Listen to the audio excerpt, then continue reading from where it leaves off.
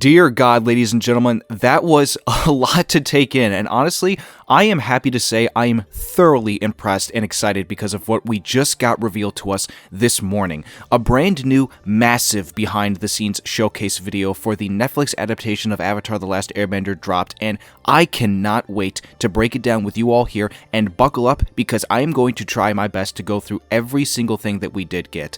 This is by far the biggest reveal that we have had yet for the adaptation, and so I hope you are ready for every second of it. My fellow benders of all four nations, welcome to Uncle Iroh's Tea Shop, the Jasmine Dragon. Find yourself a seat, grab some jasmine tea, and enjoy this video. Like with my recent videos, let's see if we can hit a goal of 200 likes this time on this one.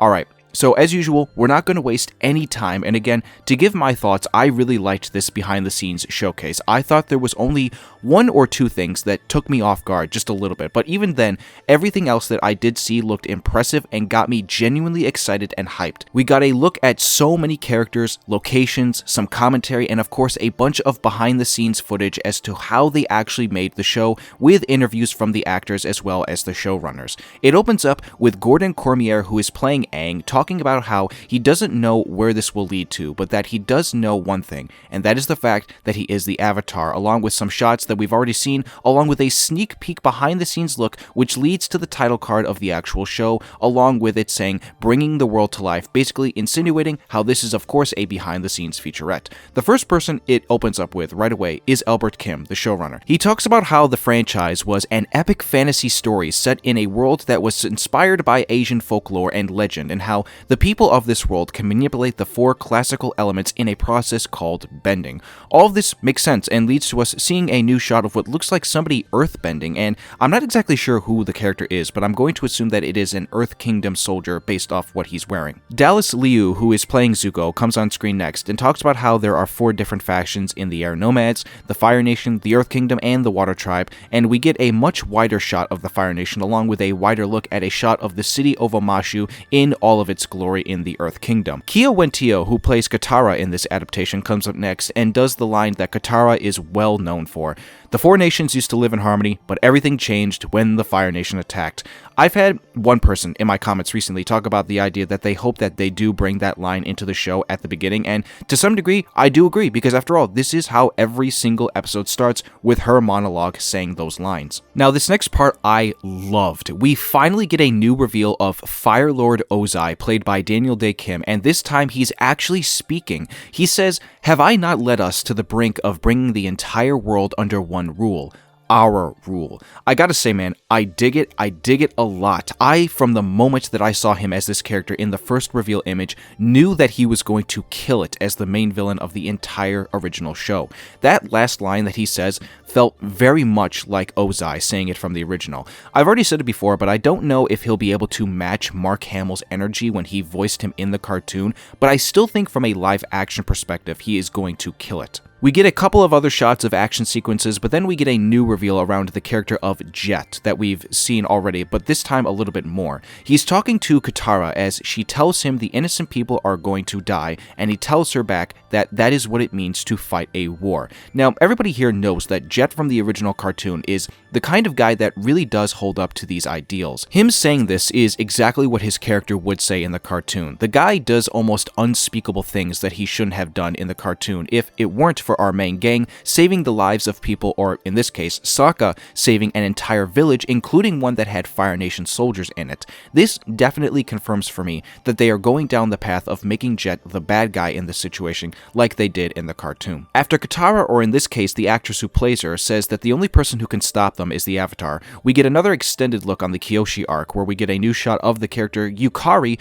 who is a new character to the whole Kyoshi arc, as she yells out asking where the Avatar is, which then cuts to a shot of Aang that we've already seen airbending against Fire Nation soldiers in the Southern Water Tribe. Ousley, who plays Sokka, is the next one to come on screen as he sarcastically says that the Avatar is the guy, or in this case the kid, with the bald head and the arrow. And then we cut right to our boy Gordon Cormier himself in all of his childlike voice. He talked about how he he has to master the 4 elements, as we see a new extended shot of what I had theorized would have been the case, which is of Aang dropping down from the sky in Kyoshi while being in the Avatar state. So for those wondering, it looks like that was probably not Kyoshi herself, and it was just Aang.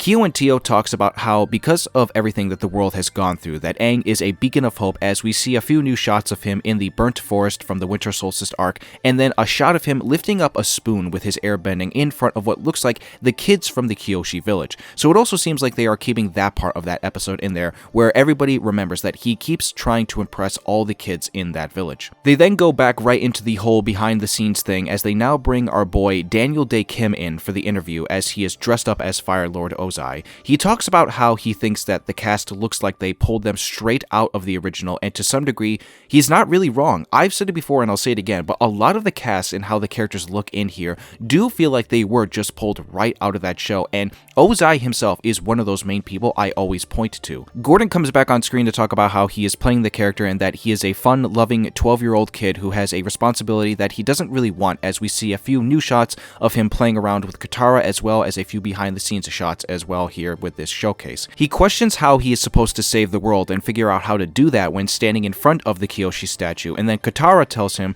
to imagine what will happen if you don't even try to save the world. Listen man, I gotta say, all this dialogue just feels very natural to some of the things that we heard these characters talk about and had conversations with in the original cartoon. This conversation always came up because, again, it is very important to address that Aang is a kid. I don't think this adaptation is straying away from knowing that that's the case, since again, there are a lot of people out there on social media who for some reason think that they are completely taking away the idea that he knows he is a kid and he still wants to be a kid. For every new thing I think we see, they are only proving to me more and more that all these people online just are getting it so wrong, and they are not actually doing the research and watching things like this. All it takes is finding a quote and then running with it from there. I've talked about this enough already, and I don't want to keep going on about it. Kiawentiio comes back on screen to introduce herself as Katara and talks about how she is a beginner waterbender and that she will fight to the ends of the earth for the people she cares about, with a shot of her waterbending that we've already seen. Again, this is very accurate. Katara, out of all the characters in the original, is by far maybe the most caring, considering how much she always talks about wanting to help people, even if maybe it gets in the way of their mission. Ousley is the next to come on screen to introduce himself, and he does it in typical Sokka sarcastic fashion by saying that he is playing Gran. He says he's given this responsibility by his father to protect his village, and he learns that you don't have to be a warrior to be a hero. Again, to his character, this makes sense to who he is at the beginning of the show. When his father left, he was entrusted with that role to protect the village, and so it will eventually lead to where his character goes in the later seasons in the cartoon, where he comes to see his father again, and he makes him proud by showing that he is that warrior that his father could trust him to be. I really do hope that they can keep that with the character, because that is by far maybe one of the top 3 most important aspects of who the character is through his development. Zuko is next to come up on screen, as we see a behind-the-scenes shot of him acting out a scene in the Southern Water Tribe where he is telling everybody that he will burn the place to the ground. We also get a new shot of him in the moment where he was first revealed on screen in the cartoon, as he sees the beam of light coming out from the iceberg that Aang was in. Dallas Liu talks about how he is in the search for the Avatar, and that there is a scene that comes up after this that I am very confused about, and I think for the first time, or one of the first times ever, I'm actually going to need you, the fans, to help me out on this one. There is a new scene of him behind a concession stand, restaurant-looking kind of thing, telling Aang that he is an enemy to the Fire Nation as he is about to firebend him. Can somebody please help me out here in deciphering where this scene is actually taking place? I swear, this is not something that actually happened in the original. Genuinely, guys, I cannot think of a single moment in the original book one where this kind of thing happens, so please help me out if you can, because I was just very confused when this came on screen. Dallas talked about how the character is trying to fight for his father's attention and his approval, and that his uncle is the only person that's stuck by his side.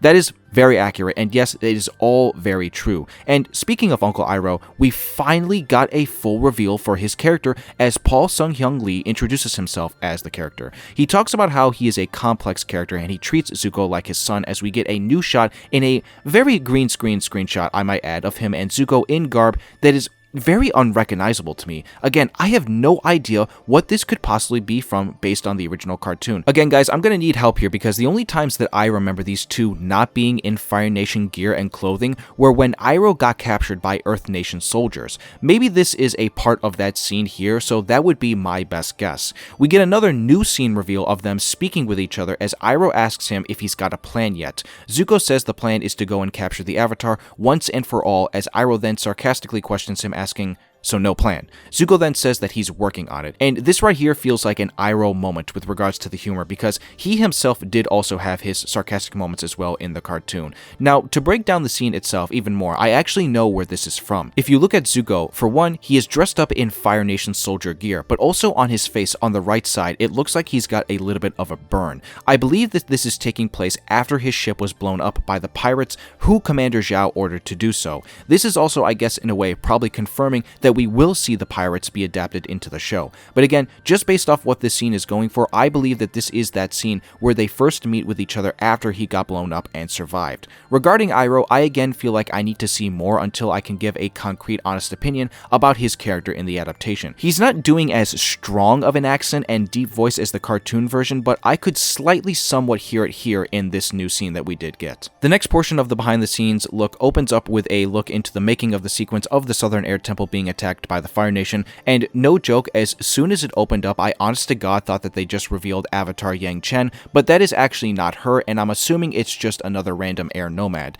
Daniel Dae Kim talks about how he is very happy and excited to see a lot of predominantly Asian groups of people in front and behind the camera when making the show. Paul also chimes in to give his take on it as well, and overall, it seems like that is a lot of what these people were very happy to be doing when making the show, and I'm very happy for them because it seems like they really did enjoy this and they wanted to give it their all. Jabbar Riasani, who is the executive producer and director, comes in to talk about how he hopes that this is the live-action adaptation that they've always wanted to make and that people will love, as we see some more behind the scenes and new extended shot of Aang and Teo flying through Omashu. Aang in another new shot yells "Yip Yip" to Appa in classic fashion. We get another new behind-the-scenes look at a scene between Katara, Sokka, and the Mechanist. The cast is talking about how it's one of the best experiences, if not the best experience of their life, some newer shots of action, and now another new reveal of an extended look to the scene of Sokka speaking to Suki as he looks like he is getting dressed up to fight the Fire Nation. Elizabeth Yu, who is the actress playing Azula, comes up on screen next as we get another behind-the-scenes look at her character, and this to me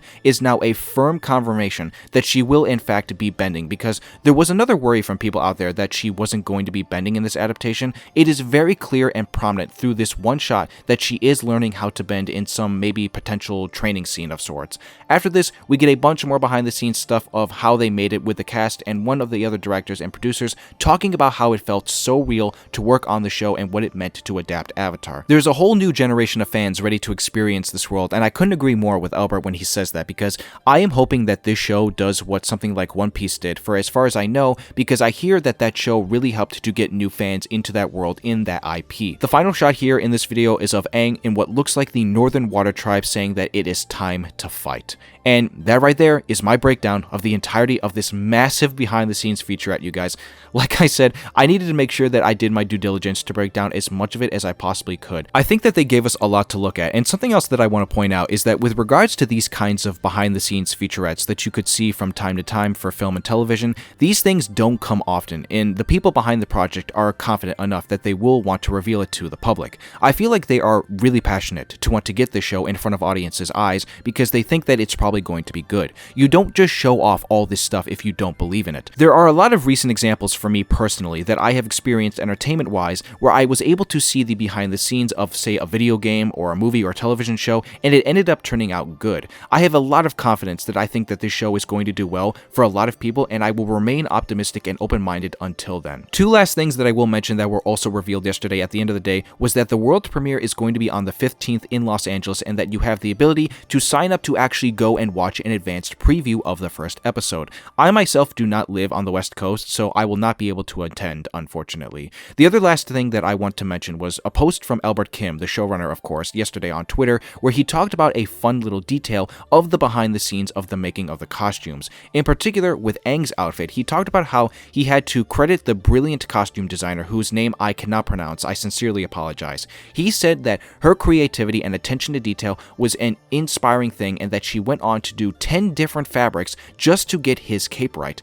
And that right there is just a pretty cool thing to look at, again, when talking about the fact that it seems like they have been putting everything that they could into making this look really good on screen. So other than that, we are now going to get to the most important part of this video, which is to get all your thoughts. Comment down below if you've already seen the video and what your thoughts on it and with regards to my commentary of everything and the breakdown. If you agree or disagree with me on some of these things that I said, be sure to let me know respectfully, of course. If you did enjoy this video and you also liked the new behind the scenes featurette, give this video a like, and if you are new here, subscribe to the channel and turn on the notification bell for whenever I upload in the future. On your way out of Uncle Iroh's tea shop, be sure to let him know how much you appreciate his jasmine tea and his words of wisdom that come with it. I hope everyone here has a wonderful rest of the day, and I will see you all soon for more Avatar.